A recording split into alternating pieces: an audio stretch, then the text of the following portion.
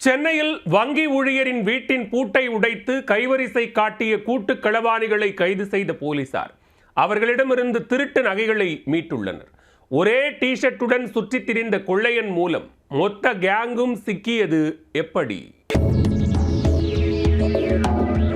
சென்னையில் திருவேற்காடு அடுத்த பெருமாநகரம் பகுதியைச் சேர்ந்தவர் விஜயா.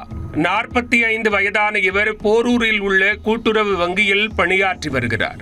இவர் பெரியார் நகர் பகுதியில் தனது குடும்பத்துடன் தங்கியுள்ளார். கடந்த வாரம் விஜயா தனது வீட்டை பூட்டிவிட்டு வேலைக்கு சென்றுள்ளார். வீட்டில் யாரும் இல்லாததை நோட்டமிட்ட கொள்ளையர்கள் பூட்டை உடைத்து உள்ளே நுழைந்துள்ளனர். அங்கிருந்த பீரோவை உடைத்து 22 சவரன் தங்க நகைகளை கொள்ளையடித்து சென்றதாக புகார் அளிக்கப்பட்டது. புகாரின் பேரில் திருவேற்காடு போலீசார் தனிப்படை அமைத்து கொள்ளையர்களை தேடி வந்தனர்.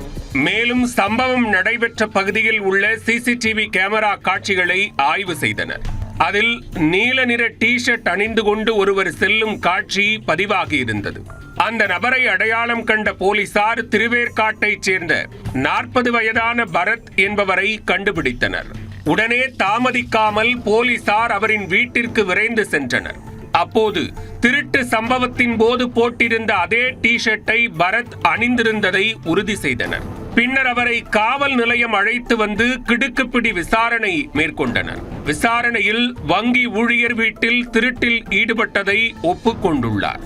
மேலும் அவர் அளித்த தகவலின் பேரில் கூட்டாளி விஜய் திருடிய நகைகளை அடகு வைக்க உதவியதாக காளிதாஸ் மற்றும் நிர்மல்குமார் ஆகிய 4 பேரையும் போலீசார் கைது செய்தனர். இதில் விஜய் மற்றும் பரத் மீது ஏற்கனவே கொள்ளை வழக்குகள் நிலுவையில் உள்ளன.